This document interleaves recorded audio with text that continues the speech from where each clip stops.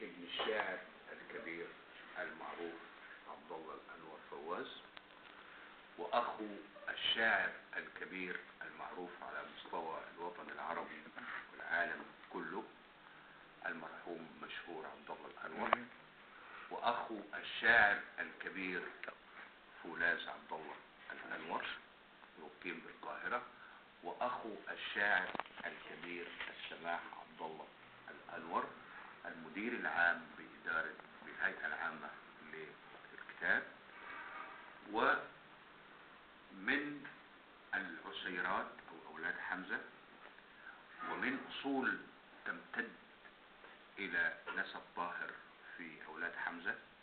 تخرج في كلية دار العلوم بالقاهرة، ونبت في جو من الشعر والفكر والثقافة.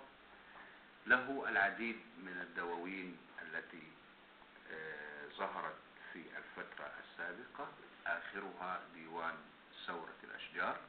هذا الديوان تحدث عنه في وسائل الإعلام، كتب عنه كبار الكتاب في الجرائد والمجلات المختلفة. كان هذا الديوان يمثل مرحلة انتقالية في خارطة الشعر العربي وبخصوص الشعر التفعيلة. كان هذا الديوان أيضا يحمل نبوءة ثورة 25 يناير، وذلك لأن الشاعر المجود شعره يستطيع أن يستشرف المستقبل من خلال حسه، لأن الشاعر يشعر بما لا يشعر به الآخر. مثل سوهاج ومصر في العديد من المؤتمرات الأدبية شاعرا وباحثا ورئيسا ومقررا. نشرت قصائده في كل الصحف والمجلات العربية. قدم العديد من البرامج التلفزيونية والإذاعية متحدثا عن الإبداع، رحلة العطاء والمبدعين.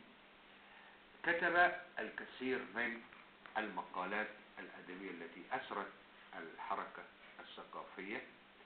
رأس نادي الأدب المركزي لعدة دورات، رأس نادي أدب جرجا والمنشاة لعدة دورات، عضو بارز في اتحاد كتاب مصر، ورفض هذا العام وأنا شاهد الترشح لرئاسة اتحاد الكتاب، لأن الأستاذ أوفى يتميز بالصدق. هو لم يكن متنبئا لنفسه أنه يستطيع أن يدير الاتحاد فرفضه، وهذا يعني أنه يرفض المنصب للمنصب، وإنما هو يريد المنصب ليضيف إليه.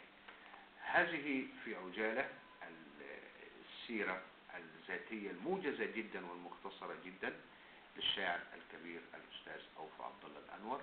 هو ضيفنا اليوم لنتعرف على تجربته الشعرية، ونتعرف على خصوصية القصيدة عنده، ونتعرف على كيفية التعامل مع القصيدة، ونتعرف على المعطى الثقافي والإبداعي عند الشاعر الكبير الأستاذ أوفى عبد الله الأنور. نحييه.